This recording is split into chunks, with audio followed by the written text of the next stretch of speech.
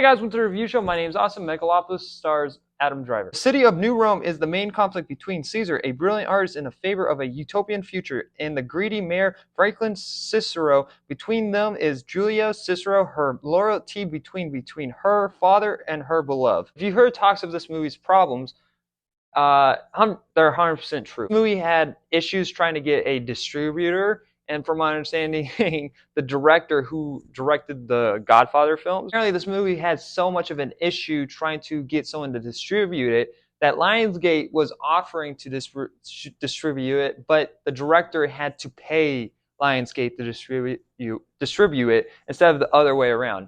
And if that's true, holy shit, he's gonna have to take out like a mortgage or something.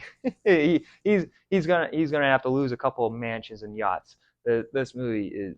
I want to talk about the positives first. The acting is really good in this movie. You know, Adam Driver, even if the movie's terrible, like 65, he's always the best part. He really is truly a very talented actor who just gets these crappy roles every once in a while. Like I wasn't really a big fan of his racing movie Ferrari, but he was really good in that. And it's the same thing here. He actually had a lot of great comedic moments. I don't know if that was part of the script or it's just him as an actor, but he did a really good job playing some parts off. And actually, you know, Shia LaBeouf in the movie, I did not know that was in it until watching. I'm like, oh, that's Shia LaBeouf. Oh, interesting. He's back at it. Hopefully, his career actually stays on point this time around. And he was really good in it too. And if this is his first role back after all the situations that he's been through, terrible start. Hopefully people overlook the bad movie and just look at him as his performance in this movie. And he did a good job, even though his character was very confusing and doesn't make any sense. All right, let's rip this movie to shreds. This movie makes zero fucking sense. I don't know what the fuck this was. Since we're somewhat still talking about the acting performances, they were fucking wasted. Like you had, I don't know how to say the actor's name, but he played Gusto in Breaking Bad. He was in this as like Franklin's, like, you know, the mayor. Like he was like the mayor of the city. Completely fucking wasted. I didn't know anybody's purpose in this film besides Adam Driver's character. He's the only one that I understood what they were going for, but nothing else made any fucking sense in this movie. So many different fucking subplots in this movie. There's like 10 subplots. You had Adam Driver's character who wanted to build a future utopia. You had this subplot with the ex-girlfriend who's fucking crazy for Adam Driver, who Adam Driver doesn't fucking give a shit about. Who is really trying to impress Adam Driver, so she ends up marrying his uncle to give money to make Adam Driver more rich when he is already rich, so he doesn't need money. So I don't understand her fucking plan or her plot line. It doesn't make any fucking sense. You have Shia LaBeouf who hates Adam Driver's character. Why? I don't fucking know, because the script says so. I guess he was jealous of him for all these years or something. That's my understanding. So you have that subplot. You have a subplot with the city that, you know, there's parts of the city that don't like Adam Driver and what he's doing, so they are trying to rebel against him, which that is somewhat that gets intertwined with Shia LaBeouf's character's plot line. And next you have the mayor's plot line, who doesn't also like doesn't like Adam Driver's character, and that has some form of twist that involves a past incident with Adam Driver's character that doesn't make any sense and is brought up only once and never ever gets brought up ever again. Next, you have Adam Driver's love interest, who does zero, and it doesn't do anything in the film, has actual zero impact in the film. There's so many different fucking subplots in this movie that none of them ever get fleshed out. None of them ever get resolved. Everything, the movie just ends. Like, you know, like there's all these conflicts going on in the film, and all of it like just ends without any like tying anything together. The only subplots that ever, you know, get like somewhat resolved is Shia LaBeouf's subplot and the ex-girlfriend subplot, because they just, I don't want to spoil it, because, you know, there's somewhat still people out there are gonna want to see it.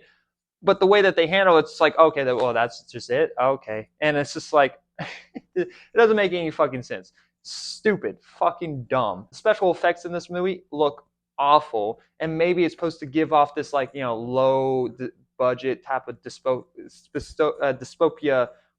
future world. This is just a side note, but there's like literally a scene where like there's like these beams that Adam Driver's character like stands on, like that's at like the top of his tower or whatever, and like they're hanging off of these like wires, which there's no fucking crane hanging. You don't see a crane in the background holding it up or anything. These are just like beams that are just in the sky, hanging off of nothing. Just a side note, but this is something that I feel the need to point out. Like this movie is just a fucking mess, and I know that there was probably talks of like how this would never work as a movie, and I think there was actual talks of that. If this was a TV show, this could have been a lot better, because then all those stories, all those plot lines would have been actually fleshed out, because you would have like, maybe like 10 to plus 15 episodes to flesh those storylines out, and each episode probably being an hour long each. Here, the movie is 2.5 hours long, which is fucking dreadful, by the way. This movie is so slow, where I was ripping my fucking hair out because I was so fucking bored that I didn't give a shit about what was going on. And none of it made any fucking sense. Even with 2.5 hour length, this movie would have needed to be 8 hours long to make anything understandable. This would have been where you needed Zack Snyder to step in and be like, yeah, you need to make a director's cut that's 8 hours long, by the way, to just be any good. The one actual exception. Simplify it, don't go and watch it. Don't even bother watching it on streaming. This is not something to waste your time with, and time that you would never ever get back on. Go watch The Wild Robot, way better. Go even watch Transformers 1, way better. Go watch, I don't know, Deadpool Wolverine again before it comes out on streaming and 4K. Go watch Alien. Go watch anything else besides this. Like, there's so many other better films out right now that you could watch over this, and this is just not worth it, unfortunately. Adam Driver's just like, I feel bad because I want this guy to be supported. So the same thing with Shia LaBeouf. I don't know much of him as a person. He doesn't sound like a very nice person, but him as a performer, as an actor, he's really good. And I feel bad for all these actors because, majority of the acting in this movie is really good. The cinematography is decent, but it's so bogged down with terrible fucking pacing, with terrible fucking editing. Like, characters are literally dying off fucking screen. There's so many different characters that characters disappear throughout the movie for like a good 40 minutes. And next, they're like, they cut back to one character talking about them dying, and they show like a flashback of that character dying. And I was like, wait, what? What happened with that character? What happened with that situation? We're not gonna ever talk about. I'm gonna give Megalopolis an F. Like, this is like one of the worst movies I've seen of all year, and not like really really bad, like like Borderlands or like Madam Web. It's not that type of bad. It's bad in a different way, that it's like there's so much actual good talent behind like the screen, that this hurts to fucking see that, like, real good talent to put out something this terrible. And it's very frustrating on that level of like, how do you spend $120 million plus marketing, which had very little marketing, so probably not that much on that, but like $120 million, and next you put out this and did not think about how messy the film is. Don't watch it. Don't go out and support this movie. Go support other films that are in theaters right now. So anyway, guys, thank you very much for watching. And like always, I'll see you guys in the next review. Bye, guys.